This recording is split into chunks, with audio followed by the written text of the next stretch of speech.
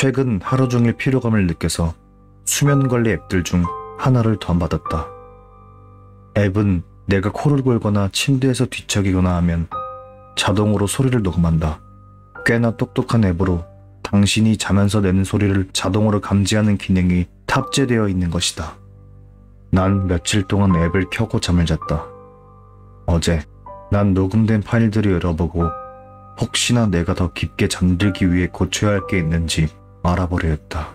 처음 몇 개의 기록들은 당신이 예상한 바로 그런 것들이었다. 내가 침대에서 뒤척이는 소리, 규칙적인 코 고는 소리,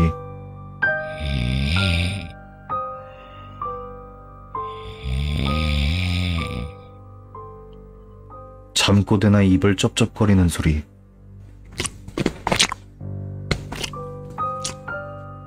하지만 최근 녹음된 몇 개의 기록들에서 이상한 점이 나타나기 시작했다. 파일에는 잠꼬대라고 자동으로 이름이 붙여진 기록이 있었다. 기록들 이름 밑엔 자동 받아쓰기 버튼이 있었다. 아마 앱에서 잠꼬대하는 걸 텍스트로 받아 써주는 기능을 구현해 놓은 것 같았다. 난 받아쓰기 된 잠꼬대 파일을 열었고 다음과 같은 메시지가 나왔다. 잠꼬대를 받아쓰기 할 수 없습니다. 난 다시 듣기 버튼을 누르고 주의 깊게 녹음 파일을 들었다. 평범하게 자면서 웅얼거리거나 한마디 하는 소리가 아니었다. 뭔가 축축하고 빨아들이는 듯한 소리가 들렸다. 난 이어폰을 끼고 볼륨을 더 키워보았다.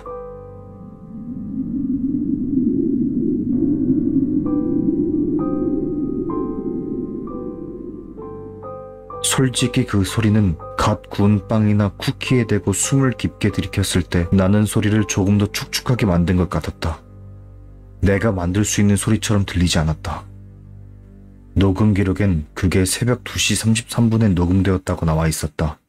그리고 연속된 이틀의 기록에도 잠꼬대 파일이 있었고 그것들 역시 새벽 2시 33분에 녹음되었다고 나와 있었다. 난 다른 녹음 파일도 열어보았고 똑같은 축축한 후루룩 소리를 들었다. 그 순간 난 겁에 질렸다. 난 혼자 살고 있고 아무리 좋게 생각해봐도 녹음된 이 소리가 뭐 때문에 나는 건지 타당한 이유가 떠오르지 않았다. 난 이 소리가 나는 원인이 뭔지 알아내려 밤을 새기로 결정했다.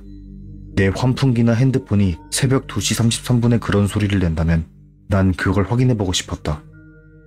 침대에 누워 유튜브를 보면서 새벽 2시 15분까지 기다렸다. 그리고 핸드폰을 켜고 어둠 속에서 남은 시간을 보냈다. 칠흑 같은 어둠 속에서 침대에 홀로 누워있는 건 신경을 극도로 곤두서게 했다. 난 뭔가가 날 지켜보고 있다는 느낌을 받으며 그건 그저 이런 상황에 홀로 누워있어서 느껴지는 거라고 되뇌이고 있었다. 난 천장을 바라보며 지금쯤이면 분명 2시 33분은 지났을 거라고 생각했다. 2시 40분쯤 되었을 거라 생각하며 이 모든 게 실없이 느껴지기 시작했다. 그때 내 방문이 열렸다. 난 얼어붙었다. 뭔가가 내 방 안으로 들어왔다. 그건 내가 들었던 바로 그 축축한 숨소리를 내고 있었다. 난 헛바람을 들이키며 저게 뭔진 몰라도 제발 사라져버리길 바라며 침대 속으로 기어 들어갔다. 그건 내 방문 쪽으로 돌아 나가기 시작했다. 난 몇 분 동안 웅크리고 있었다. 내 스스로를 방금 내가 들은 건 지나친 상상력이 만들어낸 환청 비슷한 거라고 설득하면서. 그리고 난 내 방문을 돌아보았다. 내가 잠들기 전 항상 닫아놓는 방문을. 활짝 열려 있었다. 난 침대 밖으로 빠져나와 침대 아래에 놓여있던 야구 배트를 오른손에 쥐었다. 왼손엔 카메라를 켠 핸드폰이 들려 있었다. 그리고 난 침실 불을 켠 뒤 집 안을 살피기 시작했다. 난 부엌으로 가는 복도를 걸어가며 전등 스위치를 켰고 얼어붙었다. 검은색 형체가 반쯤 가려진 채 세탁실 안에 들어있었다. 그것의 피부는 색감에서 거의 보이지 않았다. 하지만 흰자 윗만 보이는 한쪽 눈은 날 응시하고 있었다. 난 핸드폰으로 사진을 찍으면서 침실로 구르듯 도망쳤다.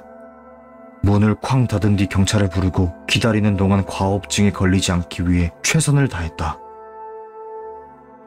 지금 경찰은 우리 집을 수색하는 중이다. 하지만 누군가 침입한 흔적은 어디에도 보이지 않는다고 한다.